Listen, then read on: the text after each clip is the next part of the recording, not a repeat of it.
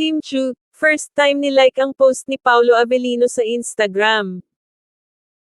First time ito mangyari, ito ang naging reaction ngayon ng mga Kim Pao fans matapos na i-link ni Chinita Princess Kim Chu ang latest Instagram post ni Paolo Avellino. Ang nasabing Instagram post ni Paolo ay ang larawan niya kung saan kuha sa isang shooting na ginagawa nito. Caption niya, BTS from yesterday's shoot, kalakip ang kanyang dalawang magkaibang larawan na nakasuot ng shades. Agad naman na napansin ng mga Kim Pao fans na nilike ito ni Chinita Princess, na ayon sa karamihan ay first time umano na i-like o pusuan ni Kimi ang post ni Paolo Avellino, dahil ever since ay hindi naman umano nagla-like si Kimi ng mga post nito. Inulan naman ito ng samit-saring reaction mula sa mga netizens, na umabos na sa mahigit 1,200 comments.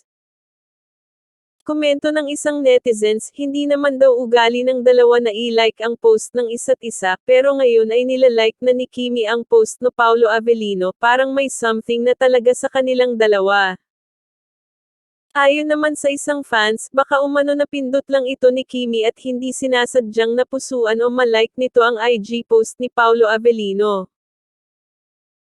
Ayon naman sa ilan na palagi umanong nang papalitan ng like ang dalawa sa kanilang mga post sa Instagram, hindi lang daw natin makita dahil naka-private ang kanilang mga react sa kanilang mga post. Gayunpaman, nakaabang naman palagi ang mga fans araw-araw sa mga ibinabahagi at update ng dalawa na mga larawan sa kanilang mga social media accounts.